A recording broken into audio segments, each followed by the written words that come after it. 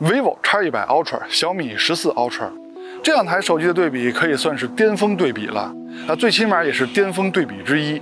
所以本期一定会非常精彩，欢迎收看 ZPH， 别忘了点赞加关注支持我们啊！尤其是加关注，这是让我们这档节目不停更、继续更新下去的动力，所以就谢谢大家了。正式测试前还是鼓励摄影环节，我会拿着手机去瞎拍些照片，我拍的不好，抛砖引玉，主要是为了吸引您也能参与到摄影中来。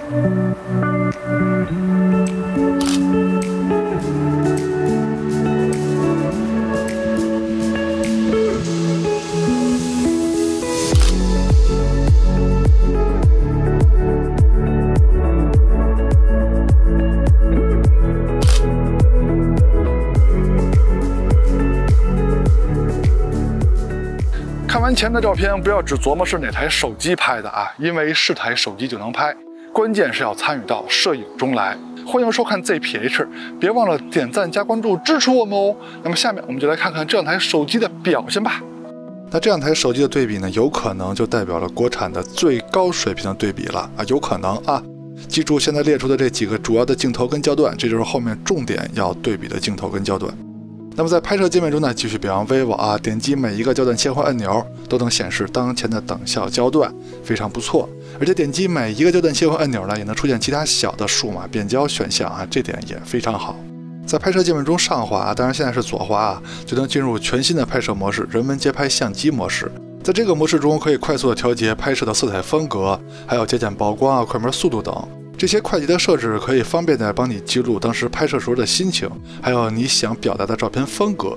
在小米的拍摄界面中，除了主摄超广角 3.2 倍跟5倍的长焦以外呢，跟 vivo 一样，也有一个2倍的数码变焦啊 ，vivo 那边还有一个10倍的数码变焦啊，这些都是后面要重点对比的焦段。在拍摄界面的左上角有一个快速切换拍摄色彩风格的按钮，这种切换方式呢是现在所有手机里切换色彩模式最快的方式了。那下面咱们就正式开始对比两台手机，注意看一下分层进度条，我们还是先从主摄开始聊起。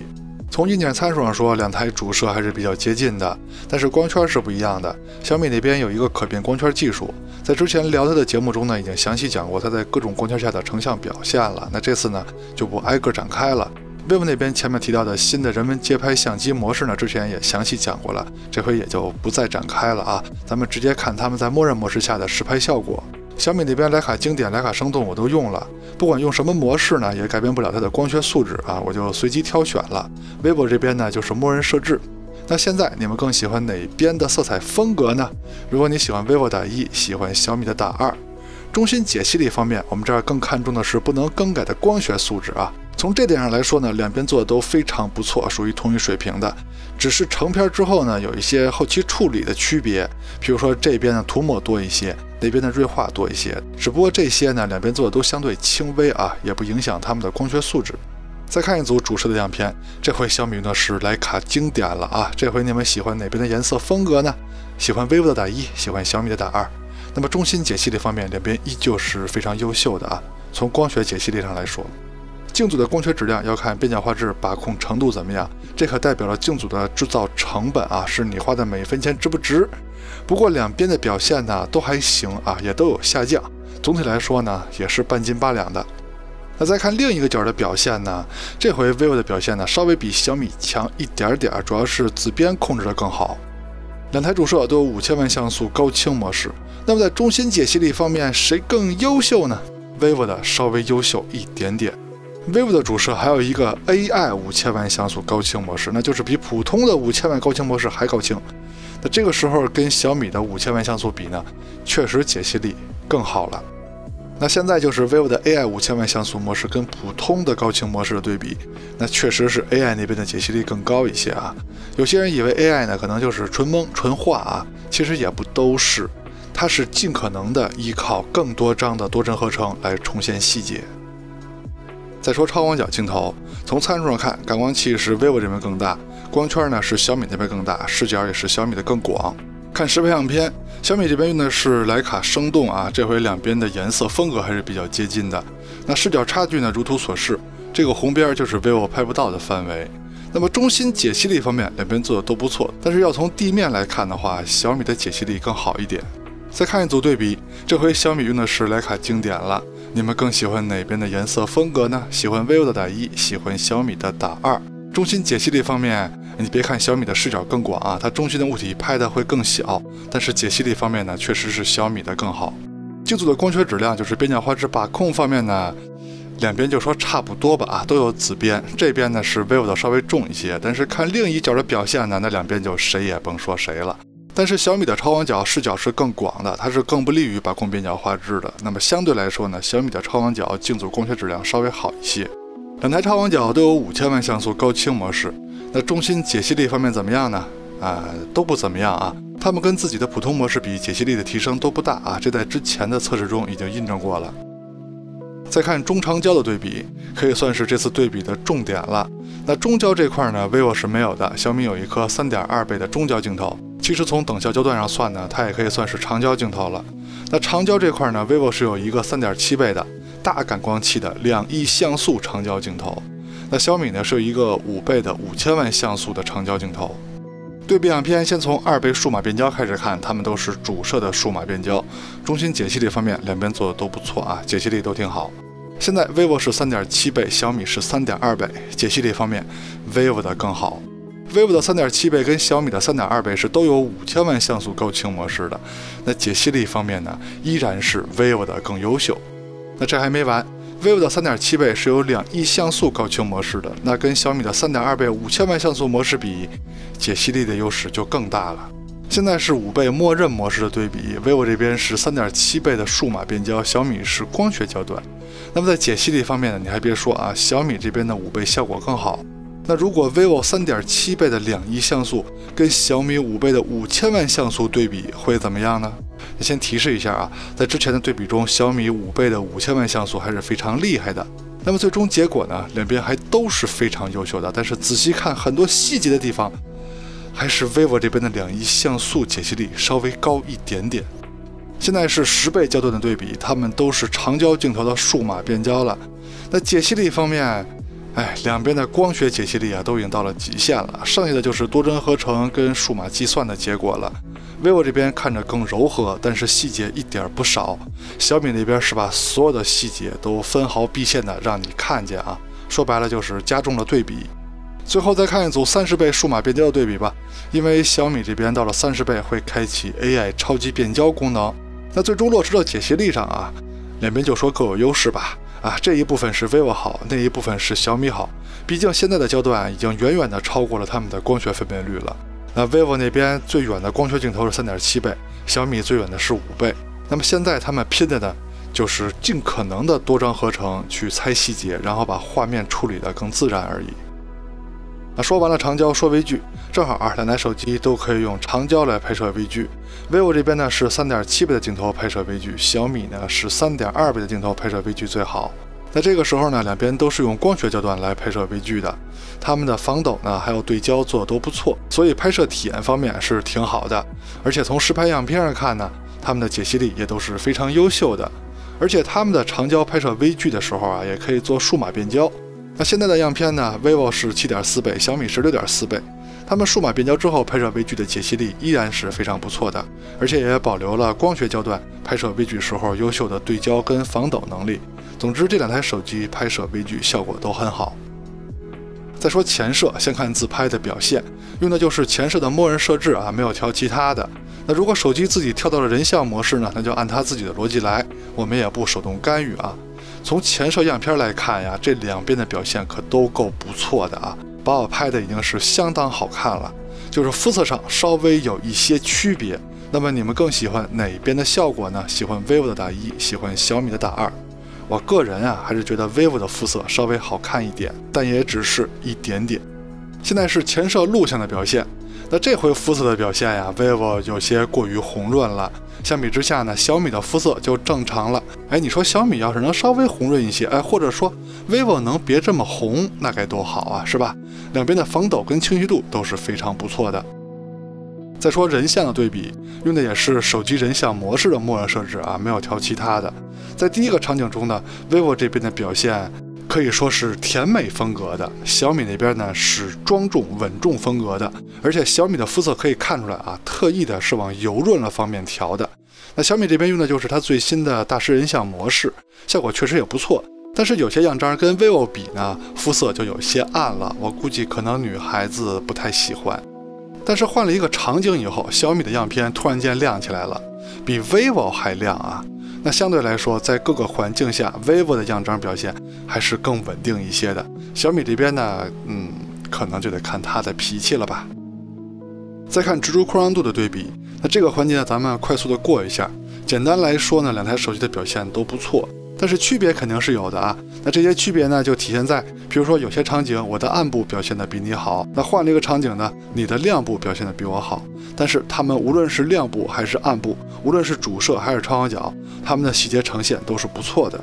只不过随着场景难度的增加，到了最后两个高难度的场景 ，vivo 这边的表现呢就不是很好了，尤其是暗部啊 ，vivo 这边的暗部有些偏色了。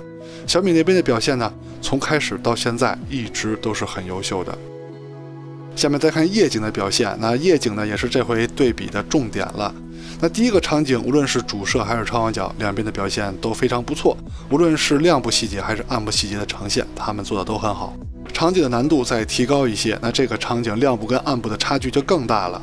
不过他们两台手机，无论是主摄还是超广角，亮部跟暗部的细节呈现都非常优秀。现在是2倍焦段的表现，它们都是主摄的数码变焦，两边的表现一样是非常优秀的啊，亮部跟暗部都没有问题。现在 vivo 是3.7倍，小米是3.2倍，它们都是光学焦段了。那这回在亮部的表现上是 vivo 的更优秀。现在是5倍的表现 ，vivo 这边5倍是数码变焦，小米那边是光学焦段，两边的表现都很好啊。现在是10倍的对比了，10倍它们都是数码变焦了，但是这回亮部细节呈现呢是小米的更好了。回到主摄跟超广角的对比上来，那这个场景还是非常有难度的啊。在直出的情况下，无论是主摄还是超广角，无论是亮部还是暗部 ，vivo 的表现都要比小米出色很多。而且啊，注意看小米那边还是生动模式。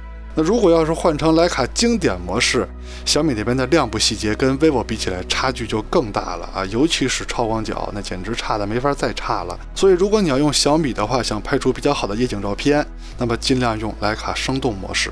而且在这个高难度的场景下，小米就算开启了自动夜景或者直接用夜景模式去拍的话，它的亮部细节呈现跟 vivo 比也是有差距的啊，无论是主摄还是超广角，都比不了 vivo 的直出。离开喧嚣，来到了比较安静、比较昏暗的城市道路上，两台手机无论是主摄还是超广角，他们做的都还是不错的。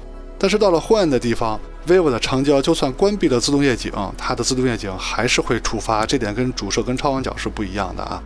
那么在这个环境下呢 ，vivo 的表现更好一些，暗部细节呈现更多，那是因为它有自动夜景加持嘛，这是应该的。那现在是5倍的表现，道理也是一样，暗部细节呈现 vivo 的更好，它同样也是有自动夜景加持的，10倍的表现也是如此。那相对来说呢，这几组暗光下的长焦表现，小米还是很稳定的，成像速度也非常快啊，即暗即有，我觉得小米的表现更不错一些。到了真正暗的地方啊，祖传神树场景开始就要打开夜景模式了。那么主摄的表现呢 ，vivo 这边拍的太亮了啊，不用这么亮。小米那边虽然说看着暗一些，但是细节呈现呢跟 vivo 差不多。超广角的表现 vivo 还是稍微强一点点的啊，但也只是一点点。健身器场景 vivo 拍的还是有些过亮了，但是我们这儿看的呢不是谁亮谁暗，而是细节呈现。vivo 这边主摄的表现细节呈现还是要更多的，超广角的表现也是 vivo 的更强。树林小路场景主摄的表现也是没有悬念的 ，vivo 的细节呈现更丰富，超广角的表现也是 vivo 的更好。最暗的祖传神树 Pro 场景，远处的施工队呢透过了一些光，把这个场景照得比较诡异啊。给你们看看当时的环境吧。最远处最亮的那部分，就是正在施工的施工队，他在铺路。那么调转180度，就是最暗的祖传神树坡场景了就是这个场景。那么两边拍出来的呢，都比较诡异，但是在细节呈现方面尤其是暗部细节呈现方面，还是 vivo 的表现更优秀，超广角的表现也是 vivo 的更好。视频录制用的就是手机的默认设置，也是最接近微信、抖音等的录制效果。现在是主摄白天手持走路的表现没有架子，没有稳定器，两边的表现非常优秀，颜色都非常好看，防抖非常好，清晰度非常高。现在是超广角的表现，同样的两边的防抖跟清晰度非常不错，但是颜色的区别呢比主摄大了一些。大家更喜欢哪边的风格呢？喜欢 vivo 的打1，喜欢小米的打2。现在是2倍的表现，它们都是主摄的数码变焦了，这颜色的区别可就更大了你们更喜欢哪边的效果呢？还是喜欢 vivo 的打1，喜欢小米的打2？防抖跟清晰度两边同样是非常优秀的。现在 vivo 是3.7倍，小米是3.2倍，两边的清晰度跟防抖依旧是没问题。那颜色方面，你们还可以发表你们的意见。现在是5倍的对比，清晰度两边都没有问题，防抖也都挺好，最大的区别还是颜色大家发表一下你们的看法吧，更喜欢哪边的效果？现在是10倍的对比我移动的速度好像有点快我自己看着都有点头晕。但是防抖方面呢，两边就说都还行吧，清晰度也都很高。现在是夜晚主摄的录像表现，防抖跟白天比两边都有下降，但是细节呈现尤其是暗部细节呈现 vivo 的更好。现在是超广角的录像表现，那两边就谁也甭说谁吧，这个场景对于他们的超广角来说都是很难应付的。现在 vivo 是3.7倍，小米是3.2倍，他们用的都是光学镜头直接拍摄的，两边呢都是有些鬼影的，清晰度两边都挺高，但是暗部细节呈现是 vivo 的表现更好。现在是5倍的表现， vivo 是3.7倍镜头的数码变焦，小米是光学焦段，两边都是有点鬼影的，但是清晰度是小米的更高别看小米拍的更暗。现在是10倍数码变焦的表现，两边在清晰度跟防抖方面呢，就算是伯仲之间了，但是在暗部细节呈现方面，还是 vivo 做得更好。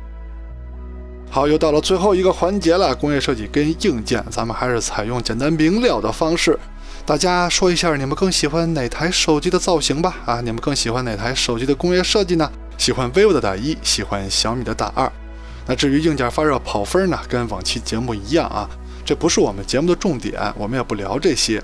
如果想了解这些呢，欢迎去看其他的节目。